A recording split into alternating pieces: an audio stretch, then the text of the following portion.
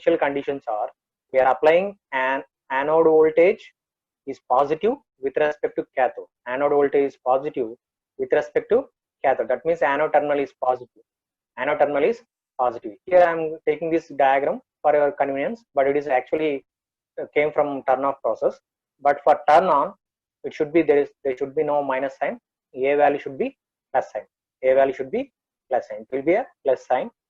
So anode current is positive. Anode current is positive. This value is positive anode current, and cathode current is negative.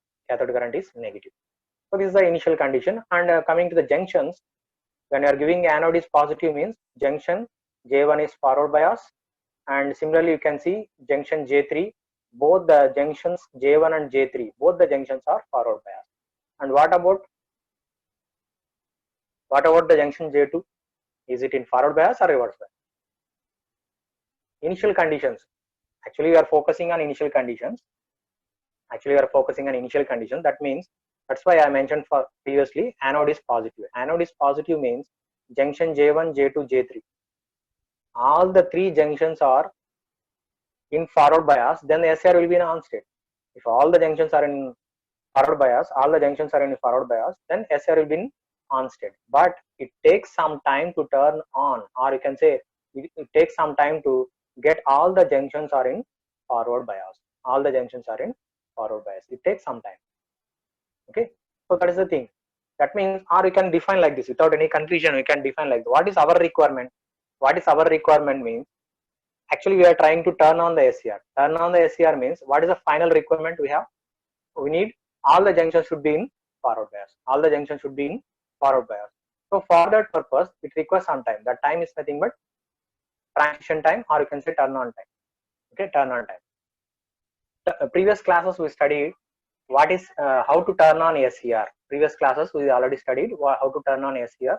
That is by using R triggering, RC triggering, also by using UJT as an oscillator also you can use to turn on the SCR. These are the turn on methods to turn on the SCR. These are the methods we are following. Okay, with that help of turn on methods, we can turn on the SCR. But basic concept we have to learn is, in all the turn on methods which we studied already, the best method is pulse triggering method or gate triggering method. Pulse triggering method is the best method to turn on the SCR without any losses, and good efficiency and reliability. You can get the very efficient turn on, very efficient turn on of SCR. So pulse triggering we are using. Okay, so that's the concept. Directly entering to the turn on characteristics, this is the basic requirement. First thing is, anode is positive, cathode is negative, and junction J1, J3 are in forward bias. That's the initial case which we are discussing. J2 is in reverse bias. This is the initial case which we are assuming that. That means we need to forward bias J2 junction. Then only SCR will be in on state. So for that purpose, what we are doing means, we are applying a gate supply. Gate supply is connected to the P layer. Gate supply is connected to gate terminal is connected to the P layer. This is the P layer which you are connecting a gate supply. So through that gate supply, we are turning on the SCR. In the previous lectures, we already discussed what is the working operation of SCR also. The same concept which I am recollecting now. So when you are giving a gate supply, first remember the initial condition. J2 junction is in reverse bias. J1, J3 are in forward bias. Only thing is we have to do is, we should convert the reverse bias of J2 junction to forward bias. That is our task. So for that, I am using a gate supply. While giving a gate supply to the P layer, the conduction area, we can say the conduction area, because we are giving a gate supply means we are connecting a battery across gate and cathode terminal. We are connecting a battery. So with that, there is an area, conduction area will occur. Conduction area means simply you can say the electrons flow will be created. Electrons flow or turn on process will be initiated. It creates a small conduction area. Near P layer, or you can say near to the junction J2. near to the junction J2. Before that, there is a no path for anode current.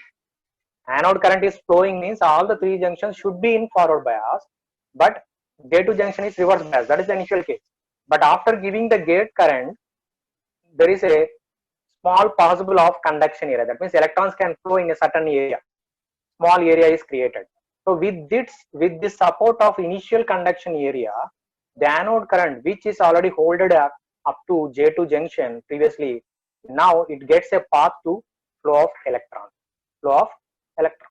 Because gate terminal creates a initial conduction area. With that help of initial conduction area, the anode current tries to flow.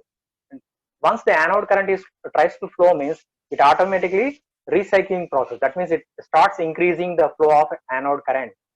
Anode current means electrons will start increasing with the support of gate current. If you are giving more gate current, means you are creating more initial conduction area which is near to the J2 junction. So you are creating more initial conduction area, then SCR will takes less time to turn on the SCR. This is the concept behind. Previously we already discussed. So this is the concept. If you are giving a gate current, if you are increasing more gate current means the conduction area will increases very large. So conduction area is increases means there is no obstructions for anode flow current. So with this, the SCR will be in turn on process. So this is the entire story behind how to turn on the SCR. So now we will focus what happens now. So if you see the graph, the entire concept is same thing here. I'm explaining. So spread time. I think you can understand now what is a spread time. Spread time is nothing but spreading of electrons in conduction area. Spreading of electrons. Electrons will completely spread in the complete structure of SCR. So with that only SCR will be on state. That is complete forward bias will occur after TP. TP is nothing but spreading time. So delay time, during this delay time, anode current is slowly starts up to 10%. If you know the concept, then we can understand the graph. That's why I previously explained the concept also. So with that help, we can see the anode current. Anode current is increases slowly from up to 10%. That is nothing but delay time. And during the rise time, you can see there is a abrupt increasing 10% to 90% of anode current. 10% to, because the recycling or you can regenerative process will occurs and anode current tries to increase. So conduction area increases. With that help only anode current is flowing. So conduction area is main the result of increasing of anode current. So if you are trying to increase the anode current or gate current, if you are trying to increase the gate current, more magnitude of gate current you are providing means we are creating more area of conduction area. Initial conduction area is very large. So with that support, anode current is flowing. So that is the concept. So TR value, during the TR value 10% to 90% total anode current is increasing. Almost all SCR is in on state. After completion of TS, spread time is nothing but complete electrons are spreading through across the structure of SCR. So with that, SCR will be in on state. So this is the concept behind this. So if you see the voltage and current variations, there is a power loss occurs majorly in rise time. Okay. So this is all about the turn on. Coming to the turn off, here we have two concepts. If you see the graph of anode current, initial condition is anode current is constant, and after giving the supply, that means I can say after giving the command to turn off the SCR, turn off the SCR, the switch directly will not turn on. It takes some time to turn off. Okay. So first thing is after steady state operation, we are trying to giving a command to turn off the SCR. If you are giving a command to turn off the SCR will take time to completely turn off the SCR. Okay, that process. If you see here, there is a after steady state process. There is a linear decrement, or you can say rate of change of anode current is decreasing abruptly from maximum value to T1. That is the time period is nothing but commutation circuit giving a command, or turn off circuit giving a command to SCR to turn off. During that process, after receiving the command, it takes some time. So di by dt rate is abruptly decreasing up to t1. Up to t1, ia value is 0. If ia value is 0 means SCR is in off state, but it will not hold at 0 value. If you see the graph, second graph, ia value will not hold at 0 value at the time period t1.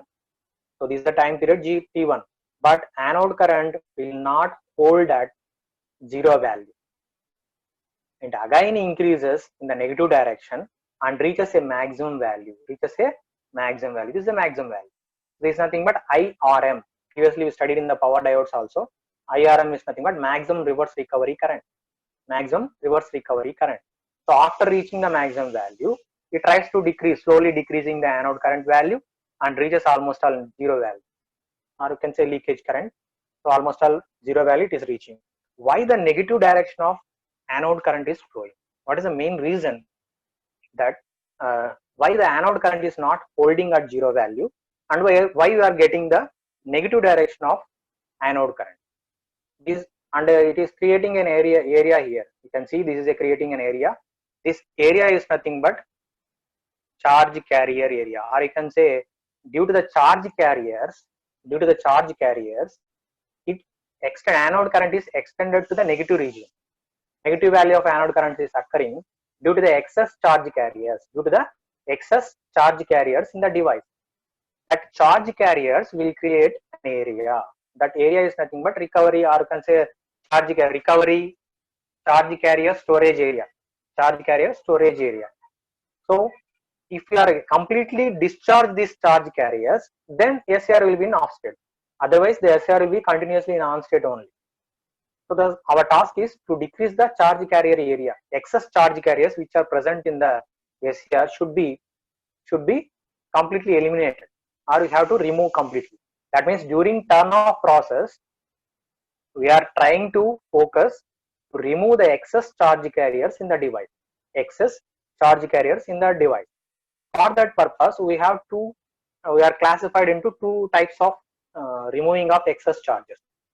First one is during recovery process. During recovery process, we are removing excess charges, and during recombination process also, we are trying to remove the excess charge carrier. So this concept will be very clear in the next session, because the time is very less.